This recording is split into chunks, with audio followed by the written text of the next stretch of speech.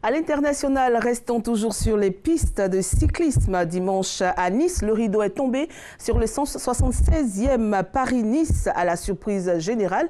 C'est le jeune Espagnol de 24 ans, Marc Soler, qui enlève le maillot jaune de la compétition. Il était déjà meilleur jeune de cette compétition. Marc Soler a su jouer de tactique pour être le meilleur dans le style de son idole, Alberto Contador. Salif Ouattara. Un rêve, vous savez, pour moi, c'est ma deuxième victoire professionnelle. Je suis vraiment très content aujourd'hui. Personne ne l'avait vu venir, tellement la concurrence était rude entre Français et Espagnols lors de ce 76e Paris-Nice. Les baroudeurs ont roulé, croyant que la 7e étape entre Nice et Valdebebas-la-Colmiane, longue de 175 km, allait les départager. Ils n'ont réussi qu'une seule chose, gâcher tous les espoirs de victoire de l'Espagnol Luis León Sánchez, accroché par Simon Yates. Le jeune Britannique a pédalé tout seul jusqu'à l'arrivée avec un écart énorme sur le peloton. J'ai pas gâché d'énergie, je pense que c'est ce qui m'a aidé pour l'ultime effort. Bien sûr, c'est la première victoire pour moi dans une arrivée au sommet. Je suis donc très heureux mais fatigué et il faudra défendre le maillot. La bataille pour le maillot jaune s'est donc jouée à Nice. La 8e et dernière étape. Un circuit fermé de 110 km fortement accidenté. Un raid constitué de longues montées. À ces cols et côtes niçois s'est ajouté une forte pluie. Un parcours bien choisi où il fallait avoir les nerfs solides.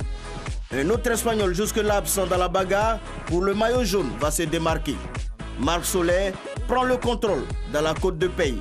Une montée solitaire, personne n'y croit, sauf le jeune Espagnol de 24 ans qui tient bon. L'Espagnol David de la Cruz enlève l'étape de Nice. Dans les calculs et statistiques, Marc Soler est le grand vainqueur du 76e Paris-Nice.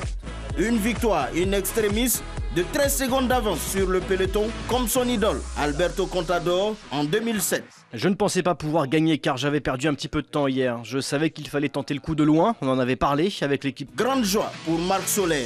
C'est la première victoire sur route du jeune Espagnol depuis le début de sa carrière.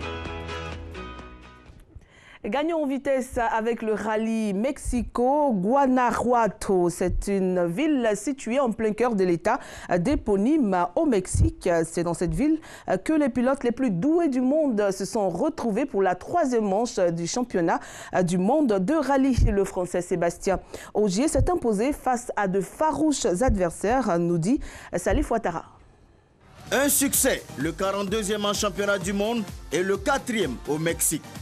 À la 3e manche du championnat du monde, Sébastien Ogier s'offre la première place du championnat, car Thierry Neuville, l'ancien leader, a pris la 6e place finale. Prudent en début de compétition, Ogier a accéléré par la suite 4 scratchs consécutifs le samedi avant de bénéficier des erreurs de ses principaux rivaux. Sébastien Loeb, qui célébrait son retour, a perdu plus de 2 minutes à cause d'une crevaison, quand Dani Sordo perdait également 30 secondes. Chris Mickey est parti à la faute avec un tête-à-queue qui lui a également coûté 30 secondes de retard. Mickey a encore commis une autre erreur dimanche qui lui a fait perdre la 3e place au bénéfice de l'Espagnol Dani Sordo. Le non-nul champion du monde pour son retour en compétition, après 3 ans d'absence, a tout de même brillé avec la 5e place finale, à 2 minutes 34 secondes du vainqueur Sébastien Ogier.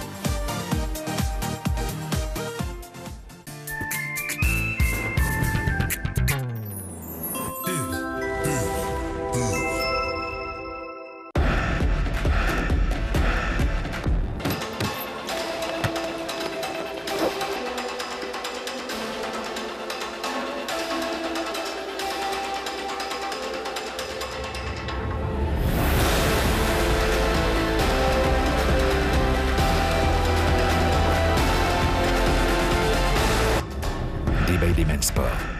Des soins musclés pour des hommes d'action. Dream.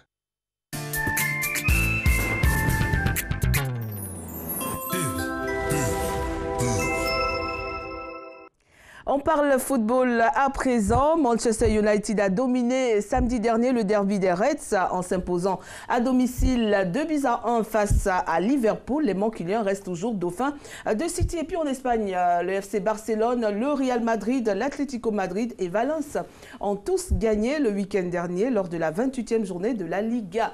Du côté de la Bundesliga, carton plein pour le Bayern Munich qui continue sa marche vers le titre de champion, tout comme le PSG en France, qui s'est remis de son élimination en Ligue des Champions, le Tour d'Europe, avec Jean-Sylvain Esso et Samuel Metch.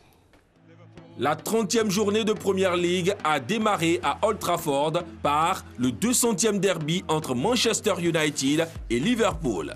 Les Red Devils, grâce à leur pépite Marcus Rashford, ont dominé le deuxième trio d'attaque le plus efficace d'Europe, composé de Mané, Salah, Firmino. 2-1. Une victoire qui conforte Manchester United à la deuxième place du championnat avec 65 points. Les Diables Rouges distancent de 4 unités Tottenham, large vainqueur de Bournemouth 4-1. En Liga, dans le cadre de la 28e journée, les 4 premiers du championnat ont impressionné. Samedi, le FC Barcelone, sans Lionel Messi, laissé au repos, a défait Malaga 2-0. Les Blaugrana contrôlent toujours la Liga devant l'Atlético Madrid qui s'est imposé 3-0 face au Celta Vigo. Valence, lui, a bénéficié d'un très en forme Rodrigo pour dicter la loi à l'Estadio Ramon Sanchez 2-0 contre le FC Séville. Autre déplacement réussi, celui du Real Madrid 2-1 à Eibar. Dans la Bundesliga, le 26e épisode n'a pas enregistré de bouleversement au niveau du trio de tête.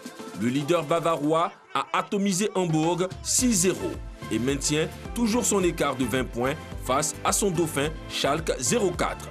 Les Bleus royaux, vendredi, avaient réussi à battre Mainz 1-0. Victoire également du Borussia Dortmund 3-2 avec un doublé de Michy Batshuayi.